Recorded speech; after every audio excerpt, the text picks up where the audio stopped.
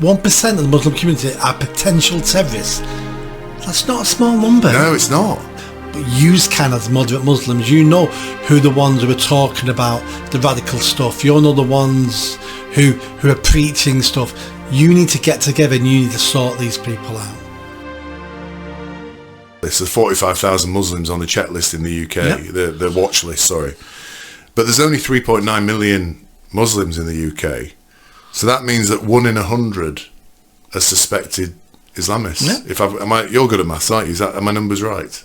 Oh, you have to read them again. There's 45,000 Yeah. suspected Islamic terrorists in the UK, but there's only 3.9 million. So 4,400,000, 45. Yeah, 1%. 1 in 100. He's good at the maths, isn't he, ladies and gentlemen? So that means 1 in 100 of the Muslims. Because I was thinking, 1 in 100 Muslims are suspected terrorists in this country. That means if you've got a crowd of Muslims in front of you and you chuck a ball, you're going to hit one, aren't you? Very good chance. But don't forget, it's 1 in 100 in this country who are illegal immigrants. That's true, yeah. Yeah, but I don't think you can draw the parallel between the two. There's a connection. Yeah, but not everyone is there. But can you see how it's connected to immigration as well?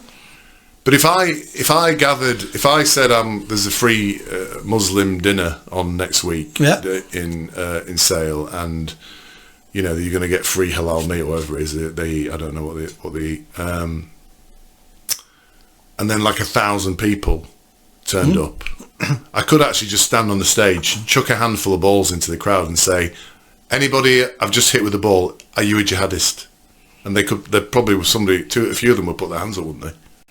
I'm not sure they'd put their hands up, but I get your point. And this goes back to what we said before about moderate Muslims. If the percentage in the Muslim community in this country is 1% radical, not even radical, potential terrorists, 1% of the Muslim community are potential terrorists, that's not a small number. No, it's not. That's what I mean. That's not a small number. It's not hard to gather 100 Muslims together in Manchester, is it? And chuck a ball into the middle of them. Yeah. Yeah, and that.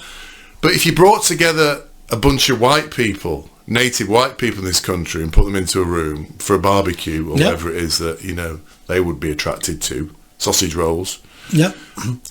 If I chuck a ball in, I'm not going to hit a terrorist, am I? No. I mean that to me is 1 in 100 is quite a stark number for me.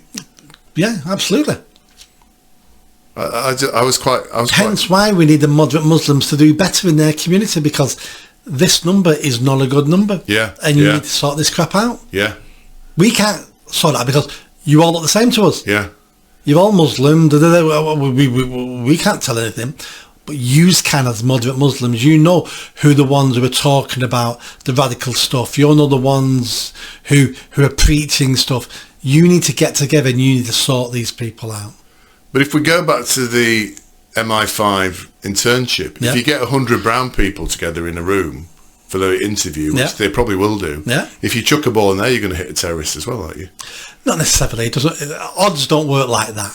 So I think my chucking a ball into a crowd of 100 people is a really good illustrative example of what a crazy situation this is. These people aren't taking corners.